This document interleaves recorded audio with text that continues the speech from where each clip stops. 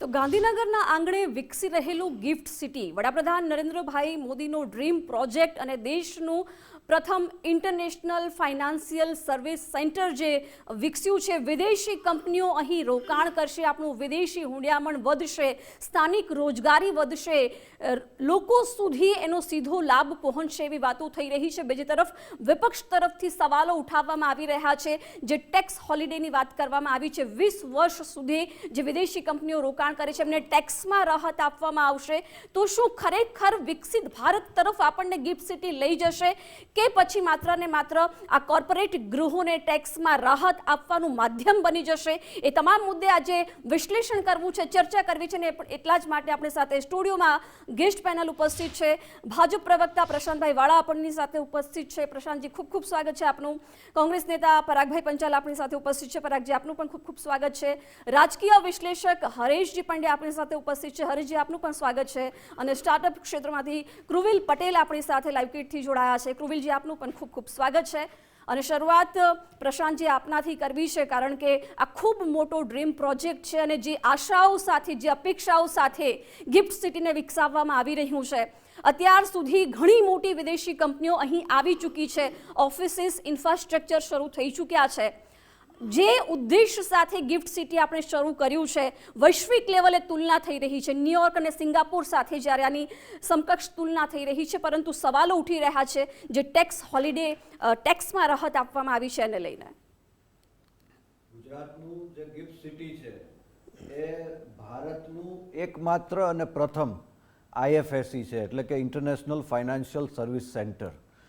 વર્ષો પહેલાં જ્યારે વિદેશમાંથી કોઈને ભારતમાં ફંડ લઈ આવવું હોય, વિદેશની કોઈ કંપનીને ભારતમાં મૂડીરોકાણ કરવું હોય, તો અત્યાર સુધી શું થતું કે એને સિંગાપોર જવું પડે, મલેશિયા જવું પડે, લંડન જવું પડે અને ત્યાંથી એ રૂટ કરી અને એ ફંડ ઇન્ડિયામાં આવે.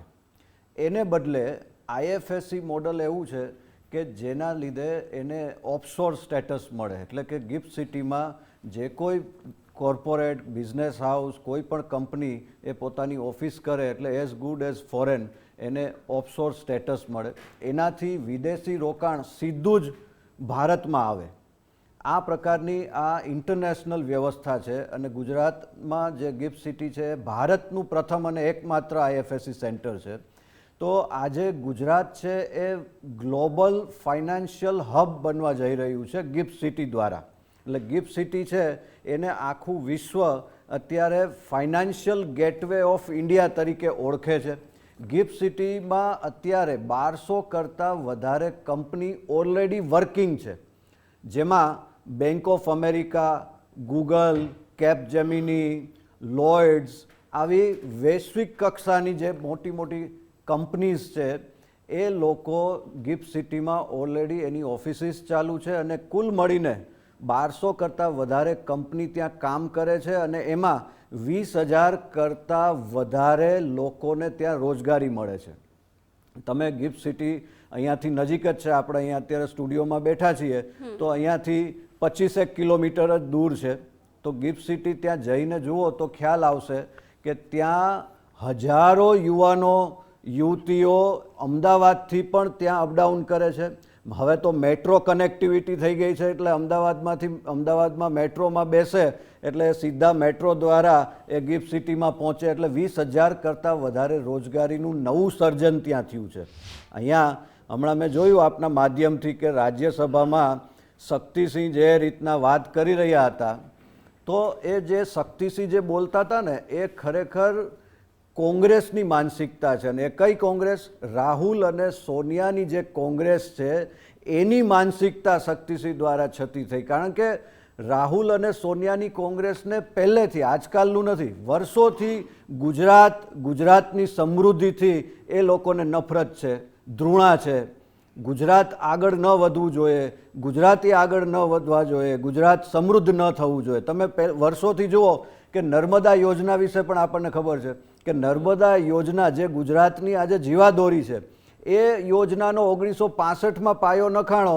ત્યાર પછી નરેન્દ્રભાઈ જ્યારે કેન્દ્રમાં વડાપ્રધાન બન્યા દિલ્હીમાં, ત્યારે એના દરવાજા ચડાવવાની મંજૂરી એમણે આપી અને આખી યોજના પૂર્ણ થઈ શકી. એવી જ રીતે ગિફ્ટ સિટીના જ્યારે પાયા નખાણા 2007માં જ્યારે તત્કાલીન મુખ્યમંત્રી અને આજના વડાપ્રધાન આદરણીય નરેન્દ્રભાઈ મોદી ગુજરાતમાં હતા અને એમનું આ વિઝન હતું, એમણે 2007માં જ્યારે આ પ્રોજેક્ટ લોકો સમક્ષ મૂક્યો ત્યારે આ કોંગ્રેસીઓ બધા મજાક ઉડાડતા હતા કે ભાઈ આ તો કંઈ થવાનું નથી, આટલી મોટી અહીંયા જમીન છે, એમાં શું વિશ્વની ફાઇનાન્સ કંપનીઓ અહીંયા ક્યાંથી આવે.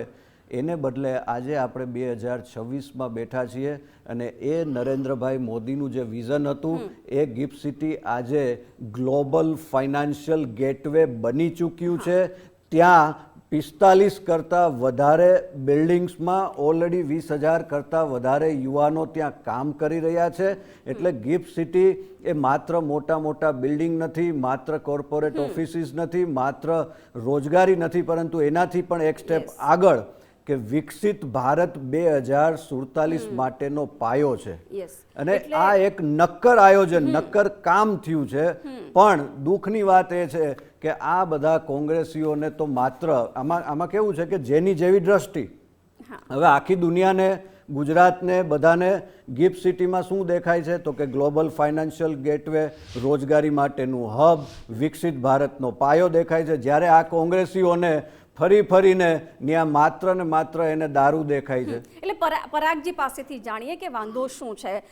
જ્યારે ગ્લોબલ ફાઇનાન્શિયલ હબ બની રહ્યું છે ગિફ્ટ સિટી, વિદેશી કંપનીઓ આવી રહી છે, રોજગારી મળી રહી છે, પહેલો સવાલ જે કોંગ્રેસ તરફથી ઉઠાવવામાં આવ્યો છે ટેક્સ હોલિડેને લઈને.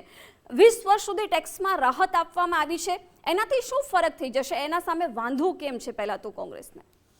જિજ્ઞાસા, આપણે સ્ટેપ બાય સ્ટેપ વાત કરીશું.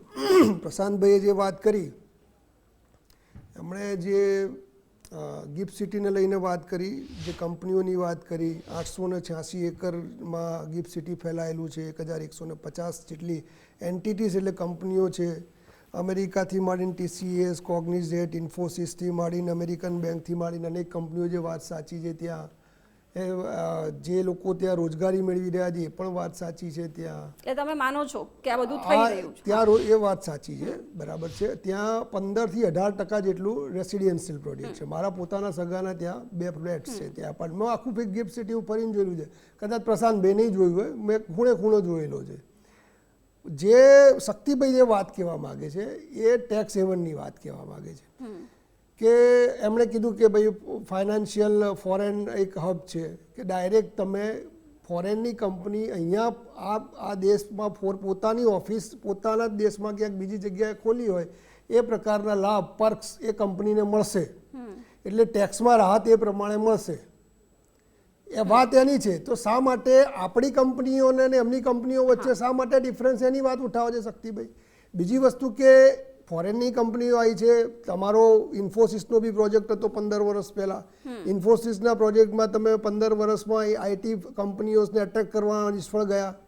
ત્યાર પછી એમાં ચેન્જીસ લાયા, એમાં કોમર્શિયલ અને રેસિડેન્શિયલ પ્રોજેક્ટ્સ ચાલુ થઈ ગયા બધા. છેવટે ત્યાં મસાજ પાર્લરો બી ચાલુ થઈ ગયા. અને ગિફ્ટ સિટીને તમે આજે ડેવલપ કરવા માટે થઈને તમે જે ગાંધીનું ગુજરાત, જે ગાંધીના ગુજરાતની વાત કરો છો, જેમાં નશાબંધી કાયદો આપણો આખા ગુજરાતમાં લાગે વળગે છે, એમાં તમે ગિફ્ટ સિટીમાં તમે બાંધછોડ કરી છે. તો ફોરેન ઇન્વેસ્ટમેન્ટને એટ્રેક્ટ કરવા માટે થઈને આપણે આ બધું કરવાની જરૂર હતી. એના વિશે શક્તિભાઈએ થોડાક સવાલ ઉઠાવ્યા છે. એમાં પ્રશાંતભાઈએ કોંગ્રેસ, રાહુલ ગાંધી, પછી સોનિયા ગાંધી, અમારી પોતાની લેગસી પર થોડા સવાલ ઉઠાવે. એટલે હું પણ એક જવાબ આપી દઉં કે આજકાલ છે ને એપ્સ્ટીન ફાઇલ અમે લોકો પહોંચતા હતા કે ભાઈ ત્યાં એક મેલ હતો એપ્સ્ટીન ફાઇલમાં, તો નરેન્દ્રભાઈનું નામ છે, હરદીપસિંહ પુરીનું નામ છે. હરદીપસિંહ પુરીની છોકરીએ 3,000 કરોડ રૂપિયા સોરોસે લીધા એ પ્રૂફ છે. અનિલ અંબાણીનું નામ છે. એ ફોસતા ફાઇલો ફંફોસતા અમને આ મધુ કિશ્વર નામની એક ફાઇલ મળી ગઈ છે. અને મધુ કિશ્વરના તો તમને અત્યારે ફેસબુક પર જોઈ જ રહ્યા હશે તો કહી જ રહ્યા છે કે હાઉ મોદી ઇઝ ધ વુમનાઇઝર. એમના કેવી રીતે ગુજરાતમાં હતા ત્યારે બધા સંબંધો, આ જ નેતાઓ જયશંકર, હરદીપસિંહ પુરી અમને સપ્લાય કરતા. એટલે હું માનું છું ત્યાં સુધી આપણે ડિબેટ કરતા હોઈએ ત્યારે વ્યક્તિગત કોઈ મોટા રાષ્ટ્રીય નેતામાં પડવું ના જોઈએ, કારણ કે દરેકનો પોતાનો એક ઇતિહાસ હોય છે. ઇતિહાસ આપણે ખોલવા બેસીશું તો આ ડિબેટ આખી ઇતિહાસમાં જ જતી રહેશે. ઓકે, ટેક્સને લઈને વાત થઈ એટલે હરીશજી આપની પાસેથી સમજવું છે, જે આ 20 વર્ષની ટેક્સ ફ્રીની રાહત આપવામાં આવી છે વિદેશી કંપનીઓ અહીં આવે છે તો એમને આકર્ષવા માટે થઈને શું એ આપણી મજબૂરી છે કે પછી વિદેશી કંપનીઓ આવી જ એટલા માટે રહી છે કે 20 વર્ષ માટે એમને સીધી રીતે ટેક્સમાંથી અહીં રાહત મળી રહી છે? બેન, આમાં પહેલાં મહત્ત્વનું સમજવાની બાબત એ છે, જો હું કોઈ રાજકીય અવલોકનકાર નથી, રાજકીય વિશ્લેષણ મારે કરવાનું છે, એટલે અહીંયા બહુ જ મહત્ત્વની સ્પષ્ટતા કરી દઉં કે જ્યારે આપણે ગિફ્ટ સિટી લાયા એ પહેલાંની જેમ પ્રશાંતભાઈ વાત કરી એમ આપણે સિંગાપુર જવું પડતું. આપણે આ ગિફ્ટ સિટીને SEZનો દરજ્જો આપ્યો છે, એટલે એક પ્રકારનો સ્પેશિયલ ઇકોનોમિક ઝોન છે. જે હેતુ માટે આપણે અત્યાર સુધી વાયા સિંગાપુર આવવું જવું પડતું હતું એ હેતુ સર થાય એ માટે ગાંધીનગરમાં આપણે આ એક શરૂઆત કરી. અને જે ગણો તે અત્યારે નાના મોટા જેમ 1150થી ઉપર યુનિટ જ્યારે અહીંયા કામ કરતા હોય. બીજું, આપણે માર્ચ મહિનાના આંકડાની વાત કરીએ તો લગભગ $100 અબજ ટ્રાન્ઝેક્શનને વટાવી ચૂક્યા છીએ. આ બહુ મોટું અચીવમેન્ટ છે. અને એમ જોવા જઈએ તો એટલો જો એ પ્રકારનો નાણાકીય વ્યવહાર જો આ ગિફ્ટ સિટીમાં થતો હોય તો ચોક્કસ એ દેશની ઇકોનોમીને બહુ મોટું બૂસ્ટઅપ આપે છે. એટલે આપણી ઇકોનોમી માટે આ એક જરૂરી બાબત હતી, માટે આપણે એને SEZનો દરજ્જો આપ્યો છે. હવે જ્યારે આ પ્રકારના કોઈ પણ મૂડીરોકાણ થાય, માની લો કે જે કંપની આવે છે એના પોતાના પ્લસ માઇનસ હોઈ શકે, પણ એની સામે આપણે અત્યાર સુધી બહુ આ જોયું અને એમ કરવામાં જ આપણે ઘણું બધું ગુમાવ્યું. એટલા માટે આપણે આ SEZની નવી વિચારધારા આપણે અપનાવવી પડી છે. અને એના બીજા શું ફાયદા, તો એ જે ફાયદાઓ હતા એ હેતુસર હવે સરકારે એમાં આ છૂટછાટના નિર્ણયો લીધા છે. પહેલો જ મહત્વનો જે ફાયદો છે, જે આપણું યંગ ગ્રુપ છે, આપણા લોકો જે સ્ટાર્ટઅપ ઊભા કરે છે એ લોકોને એક મોટા ગેટવેની જરૂર પડે છે, તો એ ગેટવે પૂરો પાડે છે. બીજું, આપણી જે નવી જનરેશન છે એને પોતાને અહીંયા ઘેર બેઠા એમ્પ્લોયમેન્ટ મળે છે, તો એમ્પ્લોયમેન્ટનો રસ્તો પણ એનાથી એ ખુલે છે. એટલે આ પ્રકારના જે પોઝિટિવ પાસા છે એ એનો મોટામાં મોટો બેનિફિટ છે. અને આપણે જ્યારે $100 અબજનું એક ટાર્ગેટ જો અચીવ કર્યું હોય એ તો હું માનું છું કે આપણી સારામાં સારી એક સિદ્ધિ છે. એટલે એ દ્રષ્ટિએ આપણે એને જોવું જોઈએ. બિલકુલ, એટલે ઘણો બધો ફાયદો કદાચ થઈ ગયો છે અત્યાર સુધી અને આવનાર સમયમાં આનાથી પણ વધારે થશે. કૃવિલ જે આપણી સાથે જોડાયેલા છે એમની પાસેથી સમજવાનો પ્રયાસ કરીએ. કૃવિલજી, વિદેશી કંપનીઓ અહીં આવી રહી છે, આપણને સીધી રીતે રોજગારી મળી રહી છે, આપણા લોકોને મળી રહી છે, વિદેશી હુંડિયામણ સતત વધી રહ્યું છે, અર્થતંત્રને સ્વાભાવિક આનાથી વેગ મળશે. તમારી દ્રષ્ટિએ તમે કેવી રીતે જોઈ રહ્યા છો જે પ્રમાણે ગિફ્ટ સિટી ડેવલપ થઈ રહ્યું છે?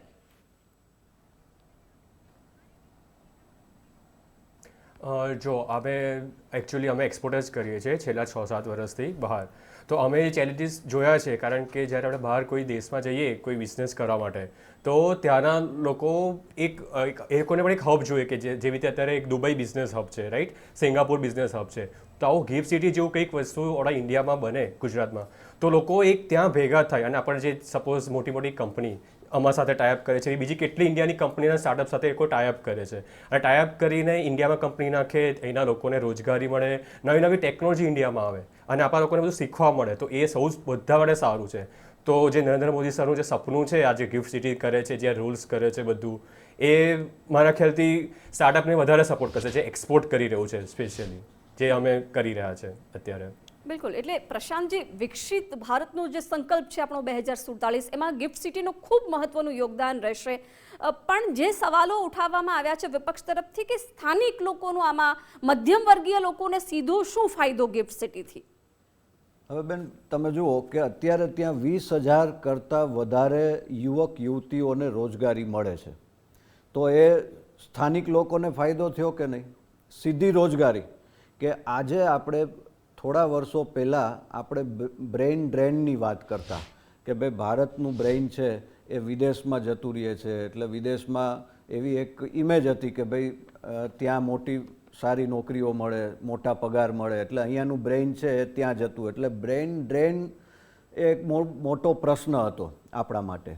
એને બદલે હવે રિવર્સ, એટલે કે હવે બ્રેઇન ગેઇન, એટલે ઉલટાનું વિદેશમાં પણ આપણા યુવાનો જે હતા એ લોકો ફરીથી અહીંયા ભારત આવે છે અને ગુજરાતમાં આવે છે, ગિફ્ટ સિટીમાં આવે છે કે એને વિદેશી કંપનીઓની જોબ અહીંયા ગુજરાતમાં બેઠા ઘેર બેઠા મળે છે. એટલે બ્રેઇન ગેઇનનો યુગ હવે ચાલુ થઈ ગયો છે. સ્થાનિક રોજગારીની વાત કરીએ તો આટલું મોટું 886 એકર અને હવે એને વધારી અને 3300 એકરમાં જ્યારે આ ગ્લોબલ ફાઇનાન્શિયલ હબ બની રહ્યું છે અને ત્યારે એમાં નાની મોટી જે કાંઈ સર્વિસીસ છે એ બધા સ્થાનિક લોકોને જ એમાં લાભ મળવાનો છે.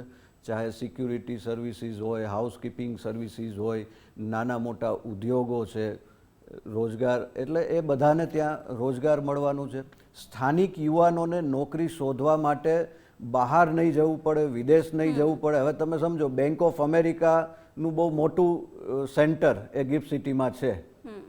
એમાં ઓછામાં ઓછા 3000 લોકો એમાં કામ કરે છે અને એ બધા લોકો આપણા સ્થાનિક છે, સ્થાનિક યુવાનો છે. અમદાવાદથી તમે જુઓ તો મેટ્રોમાં રોજ હજારો યુવાનો અપડાઉન કરે છે ગિફ્ટ સિટીમાં. તો વિદેશથી કંપની અહીંયા આવે, મોટા કોર્પોરેટ્સ અહીંયા કામ કરે તો સ્થાનિક યુવાનોને અહીંયા રોજગારી મળે અને હજી આવનારા 2 થી 3 જ વર્ષમાં 1 લાખ કરતાં વધારે યુવાનોને સીધી રોજગારી એક ગિફ્ટ સિટીના માધ્યમથી મળવા જઈ રહી છે. બિલકુલ, ઇન્ટરનેશનલ કંપનીઝ અહીં આવી રહી છે. આપણા લોકોને ત્યાં જવાને બદલે હવે અહીં જ જો રોજગારી મળી રહી છે, મોટી મોટી યુનિવર્સિટીઝ છે વિદેશી, એ જો ગિફ્ટ સિટીમાં આવી રહી છે, શિક્ષણ માટે પણ આપણા બાળકોને ત્યાં નહીં જવું પડે. એટલે પરાગજી, આ બધા જ પોઝિટિવ બેનિફિટ્સ આપણને અત્યારે મળી રહ્યા છે. બધાની વચ્ચે વિપક્ષ એવો સવાલ ઉઠાવે છે કે ગુજરાતમાં દારૂબંધી છે તો ગિફ્ટ સિટી માટે અલગ નિયમો કેમ, નૈતિકતાના મૂલ્યો સાથે આપણે સમાધાન કેમ કરી રહ્યા છે? લાગી રહ્યું છે આ વ્યાજબી સવાલ છે તમારો? હા જિજ્ઞાસા, હું એ જ પૂછવા માગું છું કે તમે મને જે આ સવાલ પૂછો છો કે ગાંધીના ગુજરાતમાં કોઈ એક ગિફ્ટ સિટીમાં આપણે એને SEZ બનાવવા માટે, ડેવલપમેન્ટ કરવા માટે એક દારૂ જેવી વસ્તુને બાંધછોડ કરીએ અને ત્યાં છૂટ આપીએ, એ વ્યાજબી છે? એ ગાંધીજીને જે આપણે રાષ્ટ્રપિતા માનતા હોઈએ, જેના પથ ચિહ્નો પર આપણે આટલા વર્ષો ચાલ્યા હોઈએ, આપણે આખા દેશમાં એમનું અભિમાન લેતા હોઈએ કે જો ભાઈ દારૂબંધી ગુજરાત, ગાંધીનું ગુજરાત છે એટલે અહીંયા તો દારૂબંધી જ હોય. છતાં પણ હું થોડીક વાત કરું તમને કે આ પહેલી વખત એવું નથી કે એમણે પહેલાં પ્રશાંતભાઈએ વાત કરી કે પહેલાં આપણે ઇન્વેસ્ટમેન્ટ કરવું હોય તો સિંગાપુર જવું પડતું, બહાર જવું પડતું. આપણે તમને યાદ છે કે હાલોલની અંદર જનરલ મોટર્સનો પ્લાન્ટ છે. હાલોલની અંદર જનરલ મોટર્સનો પ્લાન્ટ જે છે એ અત્યારે ચાઇનાની એક કંપની લઈ લીધો છે અને ત્યાં MG હેક્ટરની MG ગાડીઓ ત્યાં બને છે, મોરિસ ગેરેજીસની. એ પ્લાન્ટ ચિમનભાઈના સમયમાં આપણે લાવ્યા હતા. ત્યાર પછી અહીંયા પ્રધાનમંત્રી CM હતા મોદી સાહેબ અને પછી પ્રધાનમંત્રી હતા. તે સમયમાં આપણે સિંગુરથી ટાટાનો પ્રોજેક્ટ આવ્યો, સાણંદની અંદર આવ્યો અને ટાટાવાળાએ બાજુમાં જે ફોર્ડનો હતો પ્લાન્ટ એ પણ ખરીદી લીધો છે. આજે બે પ્લાન્ટની હકીકત એ છે કે જે પર્પસથી પ્લાન્ટ લેવામાં આવેલો કે અમે નેનો બનાવીશું, ત્યાં નેનો ગાડીઓ નથી બનતી. ફોર્ડના પ્લાન્ટમાં તો કોઈ જ ગાડી બનતી નથી અને એ 28 લાખ રૂપિયા વીઘોએ જમીન લીધેલી અને એ વખતે એવું નક્કી કરવામાં આવેલું કે જે જમીન લેવાય છે આજુબાજુના ગામડાના લોકો, સ્થાનિક લોકોમાંથી 85% લોકોને એ પ્લાન્ટની અંદર અમે રોજગારી આપીશું. આજે તમે જે ગિફ્ટ સિટીની વાત કરો છો, મલ્ટીનેશનલ કંપનીની વાત કરો છો, બેંક ઓફ અમેરિકાની વાત કરો છો, ત્યાં નો ડાઉટ ત્યાં બધા કામ કરે છે. એ ત્યાં કોર્પોરેટ કલ્ચરમાં કામ કરે છે, કોઈ મેન્યુફેક્ચરિંગ કલ્ચરમાં તો ત્યાં કામ કરતા નથી. ત્યાં જેટલા લોકો કામ કરે છે એમાંથી પણ 80% આજની તારીખે તમે ચેક કરી લેજો એ બીજા રાજ્યોમાંથી આવે છે. સ્થાનિક લોકો, જે આપણે સ્થાનિક લોકો 80-85% રોજગારી હોવી જોઈએ એનો અભાવ હોય છે. આ જે ટાટાના અને ફોર્ડના પ્લાન્ટમાં થયું એનું રિપીટેશન અહીંયા થયું છે. એક બાબત એની પણ વાત છે આમાં. અને બીજી બાબત એ છે કે ટેક્સ જે છે, ટેક્સ હેવન તરીકે એટલે કે ટેક્સની અંદર છૂટછાટો આપવાની છે. એ જેમ આ ફોરેનની કંપનીઓને આપી રહ્યા છે એવી રીતે જે સ્થાનિક કંપનીઓ છે કે જે સ્ટાર્ટઅપમાં બી ઝુકાવે છે તો એ લોકોને પણ શા માટે ના આપવામાં આવે? આપણે સર્વાંગી વિકાસની વાત કરીએ છીએ તો સર્વાંગી વિકાસ કરીએ ને, ડેવલપમેન્ટ અને વિકાસની અંદર ફેર છે. આપણે અત્યાર સુધીમાં ગુજરાતની અંદર ભારતીય જનતા પાર્ટી ગુજરાતમાં હતી, શાસન 33 વર્ષથી, કેન્દ્રમાં 12 વર્ષથી છે. જે ગામડાઓને એમના એમપીઓએ દત્તક લીધા હતા, આજે એની હાલત શું છે? આપણે સર્વાંગી વિકાસ કરવાનો છે. આપણે એકલા ગાંધીનગર શહેરનો વિકાસ કરવો નથી, આપણે આજુબાજુ બધાનો વિકાસ કરવો ઓકે, છે. હા, એટલે અને એક મિનિટ હું વાત પૂરી કરું. 11 જેટલા વાઇબ્રન્ટ થયા, 11 જેટલા વાઇબ્રન્ટની અંદર જો જે એમઓયુ થયા રોકાણના, તો એ 100 લાખ કરોડ ઉપર થઈ ગયા આજની તારીખે. જો એનો 1% પણ આપણે સક્સેસ હોઈએ ઇન્વેસ્ટમેન્ટ માટે, તો હું મારું છું ત્યાં સુધી દરેક ઘરની અંદર ગેસ ફ્રી આપવો પડે, શિક્ષણ ફ્રી આપવું જોઈએ, એટલા બધા રૂપિયા થઈ જાય.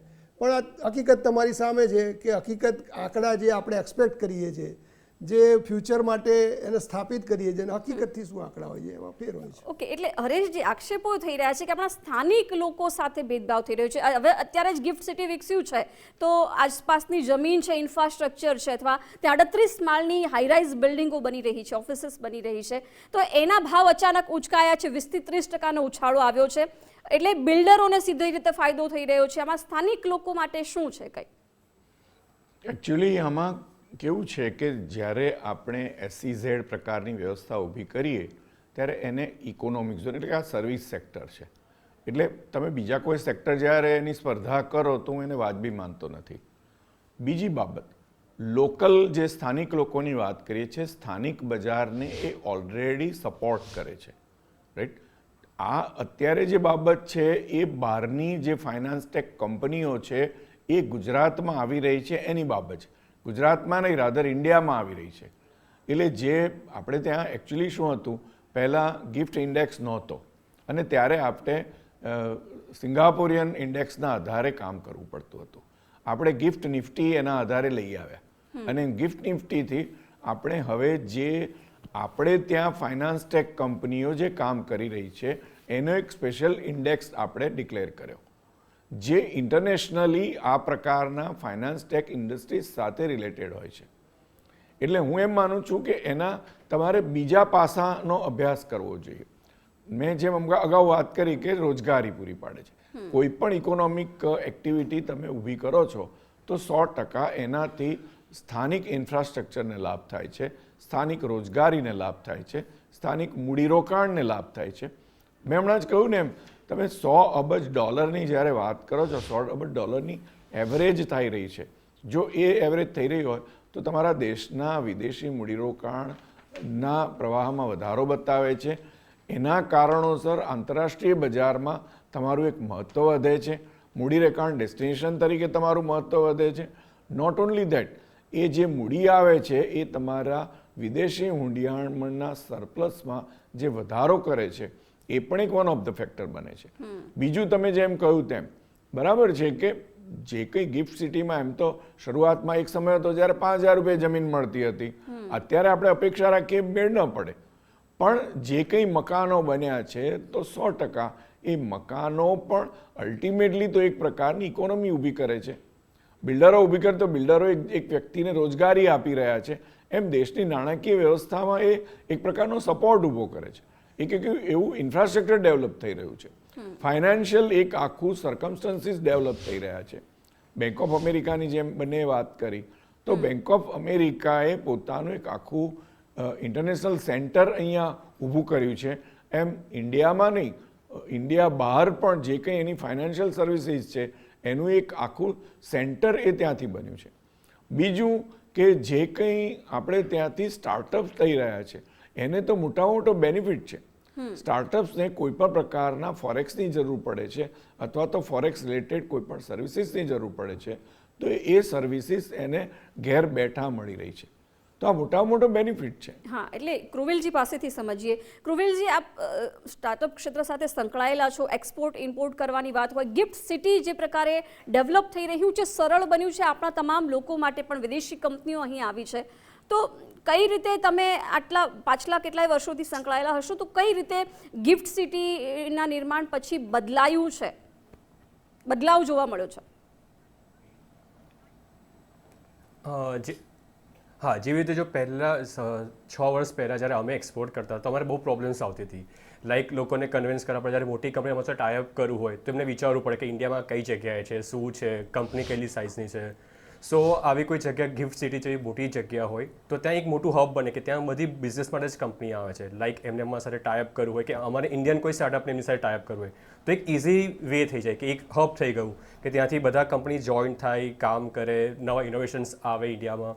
પ્લસ જે ફોરેન ટ્રાન્ઝેક્શન હોય છે, જે રીતે અમે 7 કન્ટ્રીમાં એક્સપોર્ટ કરીએ છીએ તો એમના કરન્સી આવે તો એ કરન્સી ઇન્ડિયામાં આવે. અને જેવી રીતે ઇન્ડિયાની તમે જોશો તો આજકાલ સ્ટાર્ટઅપ બહુ જ સારા સારા એવા છે જે બહારના લોકો ત્યાં બહાર વધારે ચાલે છે, ઇન્ડિયામાં નથી ચાલી રહ્યા.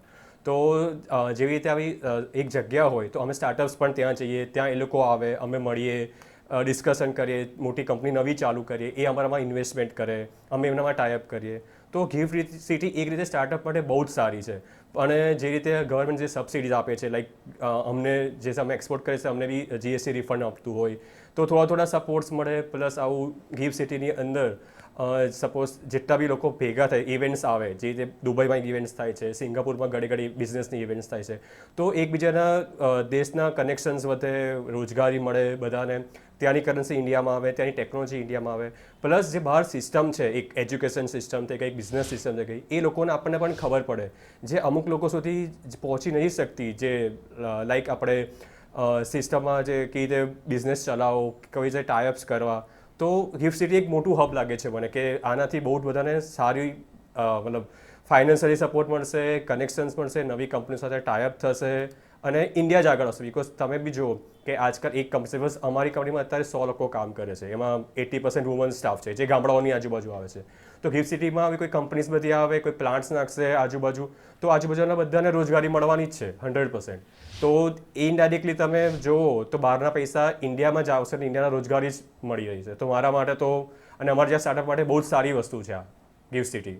બિલકુલ, એટલે વૈશ્વિક લેવલે ખ્યાતનામ જે મોટી કંપની છે, વિપ્રો હોય કે પછી JP મોર્ગન હોય, ગૂગલ જેવી કંપનીઓ અહીં પ્રશાંતજી આવી રહી છે, મોટી મોટી કંપનીઓ એક સાથે ગિફ્ટ સિટીમાં હશે એટલે સીધી રીતે આપણને અર્થતંત્રને તો વેગ મળવાનો જ છે. પરંતુ જે સવાલ સામાન્ય રીતે કરવામાં આવી રહ્યો છે કે રોજગારી અને સ્થાનિક લોકોને શું ફાયદો, આનાથી શું બેનિફિટ, એ લોકોને સમજવું હોય છે. કારણ કે જો ઓસ્ટ્રેલિયાની મોટી યુનિવર્સિટીમાં ભણવાનું સપનું લોકોનું હોય છે, ત્યાં જાય છે, એ યુનિવર્સિટી અહીં આવે છે, અહીં લોકો ત્યાં ભણી રહ્યા છે, પણ પોસાય એ લોકો જે રિચેસ્ટ પર્સન છે, મધ્યમ વર્ગ કે સામાન્ય લોકોને આનાથી શું ફાયદો એ યુનિવર્સિટીથી આપણા અભ્યાસને આની સાથે કમ્પેરિઝન કરીએ તો? ગિફ્ટ સિટીનું જે ડેવલપમેન્ટ થયું છેલ્લા 10 વર્ષથી ગિફ્ટ સિટીનું ડેવલપમેન્ટનું કામ ચાલુ છે અને હજી આવનારા 10-15 વર્ષ સુધી એનું ડેવલપમેન્ટ કામ ચાલુ રહેવાનું છે. હવે તમે અત્યારની પોઝિશન જુઓ તો ત્યાં 45 કરતાં વધારે હાઈરાઇઝ બિલ્ડિંગ એટલે 25 માળ, 30 માળ, 37 માળના બિલ્ડિંગ્સ ત્યાં બની ગયા છે અને બની રહ્યા છે. તો આ જે આપણે સ્થાનિક રોજગારીનો જે મુદ્દો છે, તો આ બિલ્ડિંગો બધા ત્યાં કન્સ્ટ્રક્શન થાય તો એમાં સિમેન્ટ, રેતી, ત્યાં બિલ્ડિંગ કન્સ્ટ્રક્શનમાં કામ કરનારા મજૂરો, આ બધા આજુબાજુના ગામડાના બધા સ્થાનિક લોકો છે કે જેને રોજગારીના કોઈ સાધન નહોતા, એને બદલે અત્યારે પોઝિશન એવી છે કે આજુબાજુ ગાંધીનગરની આજુબાજુના ગામડાના જે યુવાનો છે એ લોકોએ પોતાના ડમ્પર, પોતાના ટ્રેક્ટર, પોતાના કન્સ્ટ્રક્શનના ઇક્વિપમેન્ટ વસાવી લીધા છે અને આ બધા ઇક્વિપમેન્ટ ત્યાં 24 કલાક કામ કરે છે. કારણ કે એટલું મોટું જાયન્ટ કન્સ્ટ્રક્શનના કામ ત્યાં ચાલે છે. એટલે આજુબાજુના ગામડાઓમાં જેટલા યુવાનો હતા કે જે એજ્યુકેટેડ નથી પણ એ આવા કામ કરી શકે, તો એ લોકોને તો છેલ્લા 10 વર્ષથી ત્યાં રોજગારી મળે છે કન્સ્ટ્રક્શનના આ બધા કામોમાં અને હજી 10 વર્ષ સુધી ડેવલપમેન્ટ ચાલુ રહેવાનું છે એટલે રોજગારી મળતી રહેવાની છે. બીજું કે ત્યાં એ બિલ્ડિંગનું કામકાજ ચાલુ છે, બિલ્ડિંગ બની ગયા તો એમાં બીજો તબક્કો આવે કે બિલ્ડિંગના ઇન્ટિરિયર, એનું ફર્નિચર, ઇલેક્ટ્રિકનું કામ, પ્લમ્બિંગનું કામ, સુથારી કામ, આ બધા કામમાં પણ અમદાવાદ અને ગાંધીનગરના બધા સ્થાનિક લોકોને રોજગારી મળી. એવી કેટલી અમદાવાદની નાની નાની MSMEs કંપની છે કે જેના ત્યાં નાના મોટા કોઈના ઇલેક્ટ્રિકના કામ ચાલે છે, કોઈના પ્લમ્બિંગના પ્રોજેક્ટ છે, કોઈના ફર્નિચરના પ્રોજેક્ટ છે, એ ધમધમાટ ત્યાં કામ ચાલુ છે. અત્યારે ત્યાં તમે કોઈને પૂછો ત્યાં જે કામ કરતી, અને આ બધા સ્મોલ ઇન્ડસ્ટ્રીયાલિસ્ટ એટલે MSMEs છે બધા, તો એ લોકો પાસે આવતા 2-2, 3-3, 4-4, 6-6 મહિના સુધીના ઓર્ડર બુક છે. ચાહે સોફા મેન્યુફેક્ચરર હોય, ચાહે પડદાના મેન્યુફેક્ચરર હોય, કોઈ બીજું ફર્નિચર બનાવતા હોય, પ્લમ્બર હોય, ઇલેક્ટ્રિશિયન હોય, આ લોકો પાસે આવતા 6 મહિના સુધી સમય નથી. આ પ્રકારનો ત્યાં કામ ચાલુ છે. ત્યારબાદ વાત આવે કે વિદેશથી મોટા કોર્પોરેટ્સ કંપનીઝે ત્યાં ઓફિસીસ ચાલુ કરી, કામકાજ ચાલુ કર્યા, તો એ લોકોને પણ જે મેનપાવર જોઈએ છે એ મેનપાવર ક્યાંથી આવે છે? તો કે એ મેનપાવર પણ આપણા જ ગાંધીનગરના, અમદાવાદના, ગુજરાતના યુવાનો કે જે હમણાં જ ગ્રેજ્યુએટ થયા છે, ફ્રેશર્સ છે, કોઈએ માસ્ટર્સ કરેલું છે જુદા જુદા સબ્જેક્ટ્સમાં, આ બધા યુવાનોને, યુવતીઓને ત્યાં સીધી જોબ મળે છે. એટલે 20,000 કરતાં વધારે યુવક યુવતીઓ ઓલરેડી કામ કરે છે અને દર મહિને નવી કંપનીઝ આવતી જાય છે, નવા લોકોને રોજગારી મળતી જાય છે અને આવતા 2 થી 3 જ વર્ષમાં 1 લાખ કરતાં વધારે યુવક યુવતીઓને ત્યાં સીધી રોજગારી મળવાની છે. તો સ્થાનિક રોજગારી ની જ વાત છે. સાથે સાથે ત્યાં રોજ 40 થી 50,000 લોકોનું આવન જાવન થાય છે.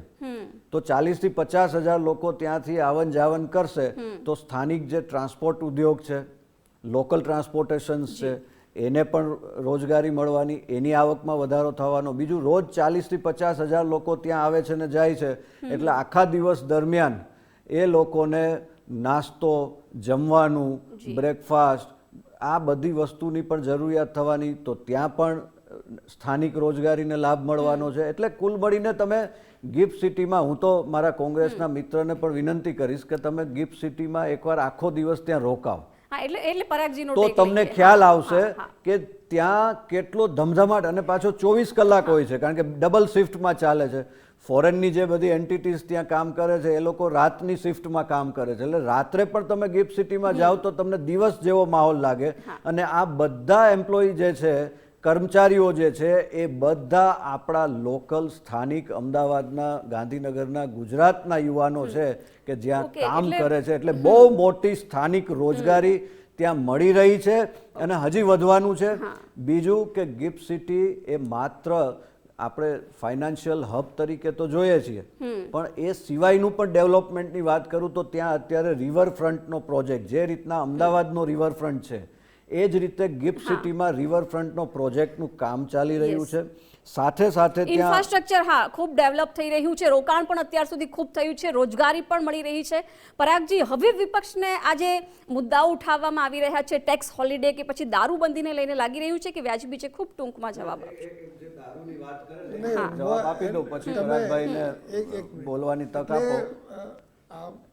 જિજ્ઞાસા, આપણે શક્તિસિંહભાઈએ ક્યાંય ગિફ્ટ સિટીનો વિકાસ, ગિફ્ટ સિટીમાં બહારથી આવતું વિદેશી રોકાણથી ઉત્પન્ન થતી રોજગારી માટે હમણે સ્થાનિક રોજગારીની વાત કરી. સ્થાનિક રોજગારીનો પ્રધાનભાઈએ જવાબ પણ આપ્યો કે આ રીતે આપણા યુવાનોને રોજગારી મળે છે.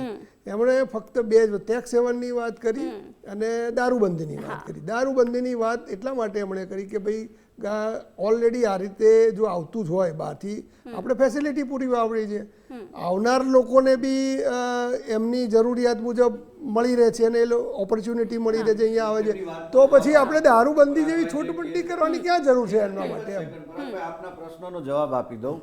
તમે જુઓ બેન કે આખી દુનિયાને ગિફ્ટ સિટીમાં રોજગારી દેખાય છે, ગ્લોબલ ફાઇનાન્શિયલ હબ દેખાય છે, બહુ મોટી ઓપોર્ચ્યુનિટી દેખાય છે, વિકસિત ભારતનો પાયો દેખાય છે, અને આ કોંગ્રેસના લોકોને માત્ર દારૂ દેખાય છે. એટલે જેનો જેવો શોખ એને એ વસ્તુ દેખાય. પણ આજની જનરેશન સમજે છે કે જ્યારે વૈશ્વિક કક્ષાની કંપનીઝ ત્યાં આવતી હોય તો એ લોકોને, જ્યારે આપણે એસીઝેડ સ્ટેટસ એટલે કે ઓફશોર સ્ટેટસ આપેલું છે, તો એ પ્રકારનું એન્વાયરમેન્ટ ત્યાં મળી રહે. એટલે દારૂબંધીની સાથે ત્યાં વિદેશથી આવતા લોકો છે, બહારથી આવતા લોકો છે, એને એની લાઈફસ્ટાઈલ પ્રમાણેની જરૂરિયાત પૂરી થાય એટલા પૂરતું જ છે.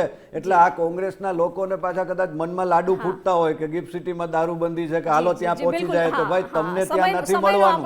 આ માત્ર ને માત્ર જે વિદેશથી આવતા હોય, બીજા સ્ટેટમાંથી આવતા હોય, ગિફ્ટ સિટીની કંપની સાથે જોડાયેલા હોય, અને એની પણ એક સિસ્ટમ છે કે આ જેને ને તેને મળી જાય એવું નથી. એટલે કોંગ્રેસના લોકોને મનમાં લાડુ ફૂટતા હોય કે ત્યાં પહોંચી જાય દારૂ પીવા, અરે ભાઈ એવું નથી. એના રિસ્ટ્રિક્શન છે, એની પરમિટ હોય, એના નીતિ નિયમો છે, તમે જાઓ ગિફ્ટ સિટીમાં તમને એક પણ કોઈ દારૂ પીધેલો વ્યક્તિ નહીં દેખાય. એટલા રિસ્ટ્રિક્શન બિલકુલ, સાથેની આ હા, પોલિસી એમની છે. લાઇફસ્ટાઇલ એટલે પ્રમાણે ગુજરાતની સિટી જે માટે કેટલી શાંતિ છે, છૂટછાટ છે. સુખાકારી પ્રશાંતજી, છે, હા. દારૂબંધી છે, એમાં કોઈ બાંધછોડ બિલકુલ નથી બિલકુલ. કરવામાં. પ્રશાંતજી, પરાગજી, હરેશજી અને કૃવિલજી, આપ ચારેય જણા આ ચર્ચામાં જોડાયા, પોતાનો સમય ફાળવ્યો. ખૂબ ખૂબ આભાર આપનો. તો જે લક્ષ્યાંક સાથે, વિકસિત ભારતના લક્ષ્યાંક સાથે આપણે જે ગિફ્ટ સિટી છે, ઇન્ટરનેશનલ ફાઇનાન્શિયલ સર્વિસ સેન્ટર શરૂ કરવામાં આવ્યું છે ભારતનું એકમાત્ર, એ સુનિશ્ચિત સરકારે કરવું પડશે કે વધુમાં વધુ હાઈટેક નોકરીઓનું સર્જન થાય અને સાથે સાથે આપણે ગ્લોબલ હબ પણ બની શકીએ. મારી વિશેષ રજૂઆતમાં અત્યારે બસ આટલું જ. રજા આપશો. નમસ્કાર.